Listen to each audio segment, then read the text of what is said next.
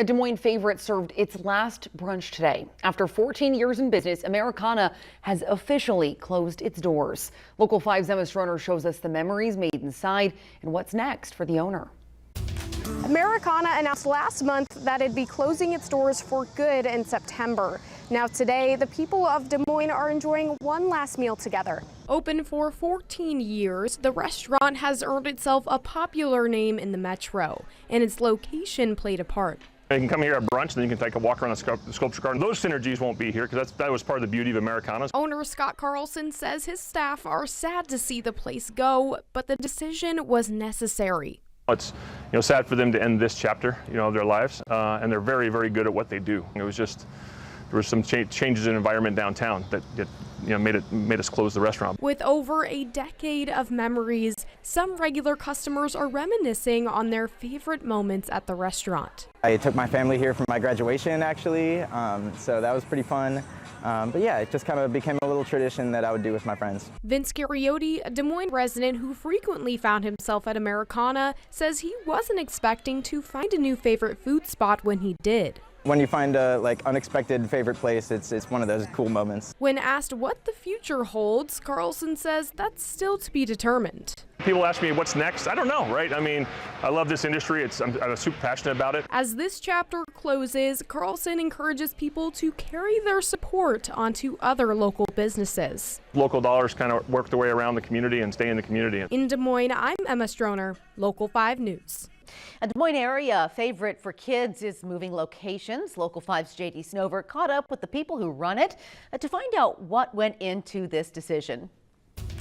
After 8 years inside Valley West Mall, the Des Moines Children's Museum is moving. I mean, we were 100% grassroots. It was 2 moms, we had 2 minivans, 7 kids between the 2 of us. 8 years, a few barely balanced budgets, and 11,000 square feet of expansion later, the nonprofit Des Moines Children's Museum is working to get a space of its own. A good nonprofit should still run like a business, so we always make sure that we're not in the red, and so that means it's taken us a long time. It's something they've been wanting to do since those days in the minivans, but Bert Nett says with an impending sale of the Valley West Mall, the time has come. We did things like the feasibility study, which is talking to a whole bunch of community members and a lot of our members. And then we took that research and we knew that we were going to need to find a new location. At the time, it was the right location because of traffic at the mall, especially in the winter when there's not as much for young children to do. And then I used to go to Yonkers all the time with my grandma and shop there. Laura Jordan grew up in West Des Moines and used to frequent the mall with her family and friends. She went back this summer and says what she found there shocked her. And it was just sad, but also nostalgic. And yeah, I used to have a lot of fun there. And although the mall may be in its final days, Bert Nett says the museum's on track for 75,000 visitors by the end of the year. While the mall's foreclosure has sped up the long-term plan for the museum, they're ready to have a space they can call their own. Their findings show the right place to do that is the former Des Moines Golf and Country Club location in West Des Moines. What makes me feel good about this is that we're setting the museum up for the future. In 20 years, we're not going to run out of space. Now, board members tell me they chose the new location because of its accessibility and the room to grow. In West Des Moines, I'm J.D. Snover, Local 5 News. Volunteers advocating for the DMPS bond have a little over a week to collect 1,500 signatures. That's how many they'll need to get the Reimagining Education Plan on the November ballot. Local 5's Alex Fulton heard from both sides on the benefits and drawbacks of the bond. From building a brand new elementary school to developing interest-based schools, the Reimagining Education Plan promises to reshape the DMPS experience. But it comes with a cost, and some are questioning whether it's worth it. This is extremely important to me. As a parent, Amber Graber is with Yes for Des Moines Schools, a group collecting signatures to get the bond on the ballot. So far, they've received over 6,000 short of the 7,500 needed. We need to fully fund schools, and this is one way we're asking our community to do that, is to help us get into a place where we're ready to serve our kids for the future. The group of volunteers must meet their goal by next Tuesday to present the petition at the next school board meeting. I feel really confident we'll get the signatures. I think that Des Moines is historically a city that cares about its kids and cares about its neighborhoods. Reimagining Education would raise property taxes roughly $188 annually for a $200,000 home evaluation. We're seeing that Property taxes continue to increase faster than Iowans' ability to pay, and the cost of government continues to grow faster than family incomes, and that's a problem. Chris Hagenow, the president of Iowans for Tax Relief, says he's heard from people concerned about how much the bond could raise taxes. Every taxpayer in the Des Moines Public School District needs to get educated on what the proposal is, and not only how it will impact their property taxes, but what's in the proposal. If the petition gets enough signatures, it would then end up on the November 4th ballot. It would need roughly 60% of voters to say yes for the bond to be approved. In Des Moines, Alex Fulton, Local 5 News. 34 cases of Legionnaire's disease have now been reported in Marshall County. Local 5's J.D. Snover went to Marshalltown to see how the community is feeling. A recent outbreak of Legionnaire's disease has left Marshalltown community members with more questions than answers. One woman I talked to says when her mother fell ill, the disease wasn't on her radar at all. We were aware of what was going on, but we didn't really suspect it at all, that was the case. When Barbara Peters' family noticed something off about her last week, they rushed her to the emergency room. She wasn't making very much sense. She was kind of loopy. And my sister's a nurse, and she was talking to her on the phone, and she's like, "You're not right. There's something wrong." The rural Marshall County resident was diagnosed with Legionnaire's disease, a severe type of pneumonia spread through bacteria in water. After Peters was transferred from the local hospital to another one in Cedar Rapids, doctors knew they didn't have much time. I woke up in the morning to a series of text messages between my dad and my sister and I. Around 1 a.m. and they had escorted my dad out of her room and told him that if they didn't do a ventilator, she was going to die. Nearly a week later, Peters is home and in recovery. But Stevenson says the response from local officials like the county health department has caused a stir. There's just a lot of angst, I feel like, in the community of why aren't you telling us more? Why don't we know anything? Local 5 did reach out to the Marshall County Health Department for a response to these comments, but has not heard back. Others in town who haven't been as closely affected by the outbreak say they aren't as worried, but are still keeping an eye on it. It's just, it's one of those things that happens. You can't really blame anybody, but. Although the bacteria could be spread through water, Marshalltown Waterworks does confirm to Local 5 that they haven't seen any irregularities in their water as of now. In Marshalltown, I'm J.D. Snover, Local 5 News. The second ever Iowa Latino Restaurant Week is in full swing. It's held by the Iowa Latino Hospitality Council, a nonprofit that educates Latino restaurant owners on how to run a business. Local 5's Alex Fulton visited 2 participating restaurants to find out what's cooking. This year, over 20 restaurants are participating in Iowa Latino Restaurant Week. It's a way to showcase global flavors while giving Latino businesses a boost. At Dulpa Restaurant, Gloria Henriquez is serving up something special for Iowa Latino Restaurant Week. We crafted a special menu for this week. So behind each dish is a story. So what we're trying to reflect is like our culture through each dish that is being crafted. The special menu includes a classic Peruvian dish called arroz con pollo and arroz chauva, a Peruvian take on fried rice. This past weekend, Friday, Saturday, and Sunday, we had the opportunity to see like a lot of new faces. So, and that's the reflection, you know, through the success of this campaign. The Latino Restaurant Week menu at Fiesta features familiar favorites like birria tacos and choripollo, grilled chicken with chorizo. What we're doing this year is that we're doing our most popular dishes. So that means that is what our regular customers that come here week after week, that's what they order. Fiesta owner Antonio Berber says participating restaurants all offer 2 lunches or a dinner with a side or dessert for $25. I already had a few people mention that, you know, they seen me on TV on another report that we had.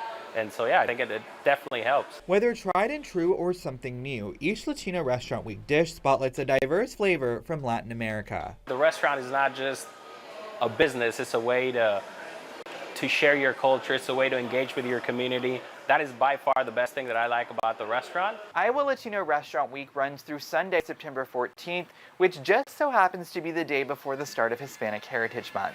In West Des Moines, Alex Fulton, Local 5 News. Des Moines city leaders have approved a new plan to redevelop the area around Riverview Park. So the project is designed to add new housing and businesses to the neighborhood with the goal of drawing in more people. Our Megan McPherson is live at the site this morning. Megan, how did this idea for the plan come about? Well, Dana and Joseph, you can see the entrance to Riverview Park, which is on the north side of Des Moines, just behind me here. But it's this area just outside of the park that we're really focusing on here when it comes to this plan. So if you've been here within the last year, you know that this is just an empty field out here. But if you've been here previous years, you'd know that there used to be a really big warehouse that sat in this space. It was once the home of the Des Moines Cold Storage Company. But once that company moved out, the building sat unused for years. Ultimately, the Neighborhood Development Corporation, which is a local nonprofit focused on community revitalization, bought the facility, and then they discovered that the deterioration inside was unfixable. Last year, the group decided to tear it down, and that left behind this 3-acre site that is ready for redevelopment. Well, this week, the council approved a plan to transform this now empty site into a $7 million row house project. You can see the vision for the 36 units, which will overlook Riverview Lake in these renderings. And the corporation's executive director believes that this development could be just the start of more growth in the neighborhood. And we thought what an opportunity we could have to capture and bring density down here to Riverview and, you know, capitalize on all of the investment that's been put down here already with the park, $700,000 playground and the theater itself. Construction on the new development is expected to start in the fall and should take about a year. And I'm told that the goal is to have these units leased by the spring of 2027. So really not that long from now, just under 2 years away. Also, this development is not the only part of this plan, far from it, actually. They also hope to attract new businesses to the area and also give the businesses that are currently in this area the tools to modernize. A lot of changes coming to this site over the next several years, and we will continue to follow those changes. Live in Des Moines this morning, Megan McPherson, Local 5 News. A report last week from the U.S. Bureau of Labor Statistics shows there are more unemployed Americans than available jobs. Local 5's J.D. Snover looked into the data to see what that really means for Iowa. Experts say recent data from the U.S. Bureau of Labor Statistics indicates a slowing economy and overall job market.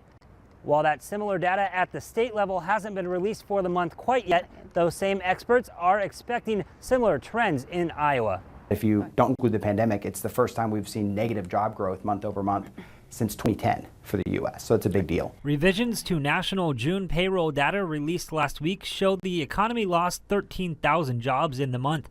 On top of that, monthly job openings and labor turnover survey results show the ratio of open jobs to unemployed Americans is 0.99. It's the first time since 2021 the ratio has dipped below 1-to-1. The Midwest has not done particularly well in this post-pandemic recovery period. Ben Murray with the nonpartisan Common Sense Institute says since the pandemic, Iowa and surrounding states have had a similar market trend. And we say, relative to population growth, did jobs ever recover to pre-pandemic levels in Iowa? And the answer is no, right? He says these trends in the Midwest are directly correlated to industry makeup state by state. In Iowa, you have manufacturing, a lot of manufacturing tied to ag. You have financial services. These are industries that have kind of underperformed some of the other industries that have helped boost other states. While state-centric JOLTS data for July won't release until next week, June numbers show there's approximately one opening for every unemployed person in Iowa. In a statement to Local 5, a workforce development spokesperson says in part, quote, "This is a metric that we monitor, but it in itself is just one aspect of the overall labor market picture that we monitor." So, what do analysts say this all means going forward? Doesn't mean that you will have a recession necessarily, but when you do have recessions, they're always preceded by a slowdown in the job market. In Des Moines, I'm J.D. Snover, Local 5 News. The Eagle Grove Police Department is investigating after graffiti featuring racial slurs appeared at 2 city parks. Local 5's Alex Fulton found out that one of the pieces of property vandalized was a memorial. A tarp now covers the sign here at Fish Pond Park to conceal the offensive messages hidden underneath. An Eagle Scout was actually the one who installed the marker as a tribute to a fallen scout.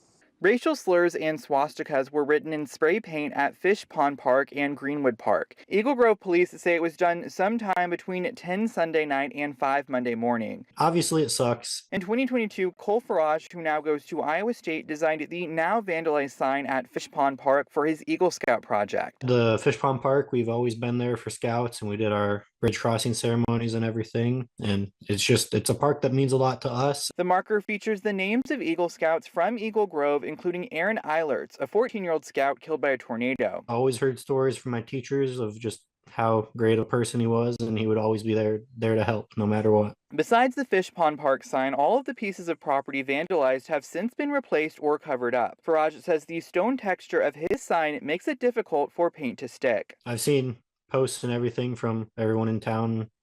I just think that it's obviously everybody's against it, and it sucks that it happened. The graffiti appeared to be signed by 2 people, but police say those names are not involved. Local 5 asked to speak with Eagle Grove Police Chief Ray Beltran and were told he wasn't available because he was busy. Police have not yet made any arrests in this case. Anyone with information is asked to contact the Eagle Grove Police Department. In Eagle Grove, Alex Fulton, Local 5 News. In a statement, President of the Iowa-Nebraska NAACP, Betty Andrews, called the vandalism sickening and deeply disturbing. She said in part, quote, "No one, whether in a city as large as Des Moines or a town as small as Eagle Grove, should ever be subjected to this kind of hate." Unofficial results from a special election in Swan, Iowa are in. A majority of residents voted to disincorporate the town after the city proposed this decision back in March. Local 5's Emma Stroner explains what that means for Swan and spoke with residents to learn more about this quiet city.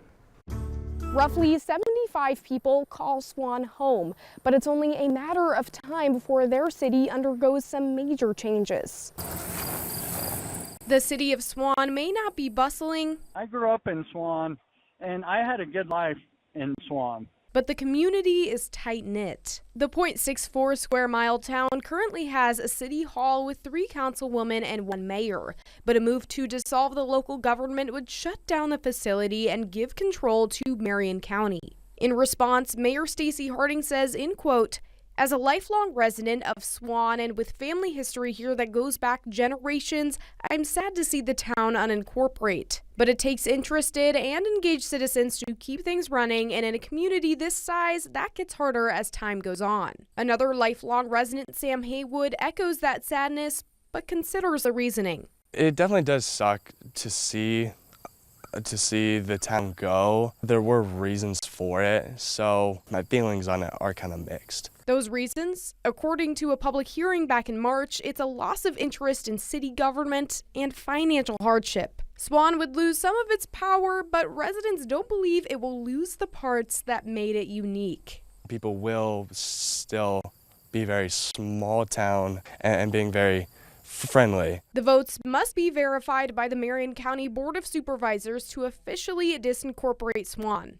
In Swan, Emma Stroner, Local 5 News. What was intended to be a political event on the campus of Utah Valley University, led by conservative activist Charlie Kirk, turned out to be what police are calling a politically motivated assassination of the 31-year-old Turning Point USA president. Here in Iowa, we caught up with Drake University senior Joey Burke as he reacts to the news of Kirk's death. So obviously, it's terrible what happened, and I don't think anybody wants gun violence to happen on campus. Burke says after 4 years at Drake, he's never felt threatened on campus, though he's worried about the future. For my kids in the future, I feel like this will only get worse and worse if nothing changes, and I think that's not the America I want to live in. Drake senior Joelle Webb says she's always felt safe at Drake, though as a person who studies politics at the university, she's worried how the rise in politically motivated shootings could impact her. What's happening now and what happened today puts me as a conservative on a college campus wondering what that means for me next. Am I going to be shot at next? Drake University political professor Amy McCoy has opened up her office hours for students like Webb who need support during these times. She says she hopes the rise in political violence doesn't deter students from participating in politics. I want everyone to be safe, but I also absolutely want them to feel like they can engage in their democratic process. I don't think we can let fear keep people from doing that. That would be absolutely the worst thing we can do. So we have to dig into the hard work and talk about it. Well, one group of Central Iowans is paying tribute to the lives lost on 9/11 with a 21-mile memorial march across the Des Moines Metro. Local 5's Megan McPherson shows us how this annual tribute has become a powerful reminder of sacrifice and unity. This group of Central Iowans is on a mission as America marks 24 years since the September 11th terrorist attacks. They're marching a total of 21 miles across the metro in honor of the lives lost. The 9th annual March to the Capitol began in Waukee around 9/11 this morning. Before starting, the group paid tribute to firefighters who lost their lives responding to the attacks with a ceremonial bell ringing. As they walk, many are carrying American flags, and leading the way is organizer Michael Duncan, a West Des Moines firefighter. Duncan is making the trek in full turnout gear, his tribute to the courage of his brothers and sisters in uniform. I spoke with several participants who shared what the march means to them. Knowing that it was 21 miles, I thought it was a long ways, but I know none of those firefighters or first responders ever complained and did their job, so I know I can do this 21 miles today. The big part of that day was everybody came together, so it's nice to see, police, fire, military, EMS, and just regular everyday civilians coming out. In West Des Moines, Megan McPherson, Local 5 News. Now, in the past 24 hours, Local 5 has received multiple reports of Iowa teachers seemingly celebrating Kirk's assassination. At least one employee in the Oskaloosa School District has been placed on administrative leave due to the social media comments. Local 5's Alex Fulton is digging through the district's social media policy and how the First Amendment applies to teachers. Alex. Well, Stephanie, we've just learned Oskaloosa Superintendent Mike Fisher is recommending the termination of the employee. The school board will be holding an emergency meeting on Wednesday to consider what action to take. Shortly after Charlie Kirk's assassination, an Oskaloosa teacher allegedly wrote, quote, "one Nazi down" in a Facebook post. That employee has since been placed on administrative leave, according to Oskaloosa schools. It's not particularly clear where the lines are. Drake law professor Sally Frank says political speech by public educators on social media is generally protected by the First Amendment. If they're commenting, let's say, on the school budget, they can say that. They can publicly comment on that. That's a public issue. However, if the comments in any way incite violence, the remarks are no longer protected. If it could be argued that they're inciting violence, then that might be a line that could get them moved from free speech to disciplinary behavior. Frank says if the Oskaloosa employee chooses to take legal action for the district's actions, the teacher may very well have a case. I mean, it depends on the words used. If it, let's say, was cheering, saying, this was a good thing, but not going further and saying anything else should happen, then that's clearly not inciting violence. It's just completely an inappropriate, wrongful statement to make, in my opinion. In a Facebook post, Iowa House Speaker Pat Grassley said he's aware of the comments allegedly praising Kirk's assassination. Grassley wrote, quote, "if appropriate action is not taken, you can trust that the Iowa House Government Oversight Committee will address this issue and take action to root out this hate from our schools." Now, Crescent Community Schools is also investigating a social media post made by a district employee. Superintendent Darren Stender said because it is a personnel issue, he couldn't say if the employee could face disciplinary action. Stephanie? One Iowa, an LGBTQ+ nonprofit organization, is moving its annual health and wellness conference online this year. Local 5's Emma Stroner joins us to explain the political undercurrents that influenced that decision. Stephanie, organizers of One Iowa ultimately decided that meeting virtually would be the best after they say changes in DEI and LGBTQ+ healthcare have left professionals scared to show up. Communications and Events Director Maddie Rocha-Smith made the tough call earlier today. She says last year people weren't afraid to attend, but things have changed for the LGBTQ+ community. To go from such a high to such a low of people being fearful of joining us in person and sponsors backing out, it really is disheartening to see, to go from, 100 to 0. This comes a little over 2 months after gender identity was removed from Iowa's Civil Rights Code. For LGBTQ+ community member Christian Mall, that loss of protection changes everything. I could be fired tomorrow just because I'm trans. I could lose housing. I could be denied credit. I could be kicked out of Target. After hearing the conference would go virtual, Mall wants healthcare professionals to persevere.